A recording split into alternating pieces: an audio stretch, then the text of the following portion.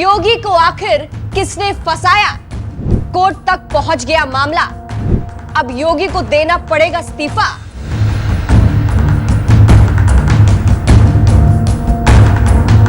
नमस्कार, मैं हूं आपके साथ सृष्टि श्रीवास्तव।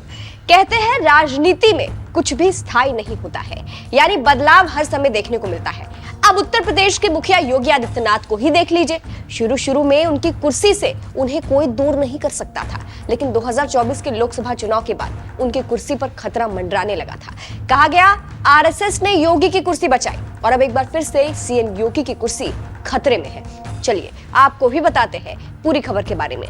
दरअसल सीएम योगी इलाहाबाद हाई कोर्ट के जस्टिस शेखर यादव की वजह से फंस गए। जी हाँ, जस्टिस शेखर यादव के विवादित बयान का समर्थन करके सीएम योगी की मुश्किलें बढ़ गई है। सीएम योगी के इस्तीफे की मांग।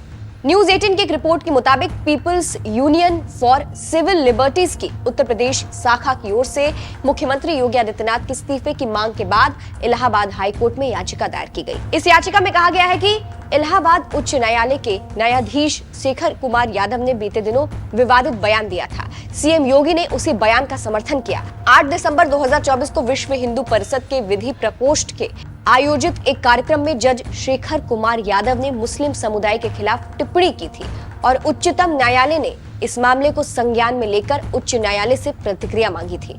आगे याचिका में कहा गया सीएम योगी आदित्यनाथ ने हाईकोर्ट के जज शेखर यादव की टिप्पणी का खुले तौर पर समर्थन किया, जो कि मुख्यमंत्री पद और कार्यालय की शपथ का घोर उल्लंघन है, क्योंकि उन्होंने बयान के जरिए भारत के संविधान के प्रति आस्था और निष्ठा की अवहेलना की है। इसीलिए योगी आदित्यनाथ को मुख्यमंत्री के पद से हटाया जाना चाहिए। तो इससे आप समझ सकते हैं कि कैसे सीएम योगी की मुश्किलें बढ़ गई है। इसीलिए कहा जा रहा है कि क्या सीएम योगी आदित्यनाथ इस्तीफा देंगे, जिस तरह से मांग उठ रही है, क्योंकि योगी फंसते जा रहे हैं। अगर मामला और आगे बढ़ा तो योगी की टेंशन बढ़ जाएगी। इसीलिए सवाल है कि क्या सीएम योगी आदित्यनाथ इस्तीफा देंगे। जस्टिस शेखर यादव ने क्या कहा था, बता दें। विश्व हिंदू परिषद के कार्यक्रम में इलाहाबाद हाईकोर्ट के जस्टिस शेखर यादव ने कहा था, मुझे ये बोलने में कोई गुरेज नहीं है कि ये हिंदुस्तान है और यहाँ रहने वाले बहुसंख्यकों के अनुसार ही देश चलेगा। आप ये भी नहीं कह सकते कि हाई कोर्ट के जस्टिस होकर ऐसा बोल रहे हैं। कानून तो बहुसंख्यक से ही चलता है। इसके आगे भी उन्होंने बहुत कुछ कहा था। इसके बाद से बवाल मच गया था। विपक्ष के नेताओं ने उनके कथित बयानों पर सवाल उठाए और इसे घृणास्पद भाषण करार दिया था।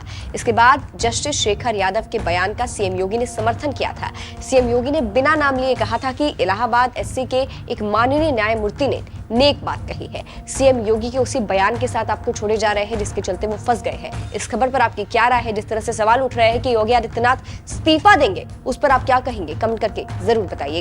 इलाहाबाद उच्च न्यायालय के एक माननीय न्यायमूर्ति ने एक बात कही।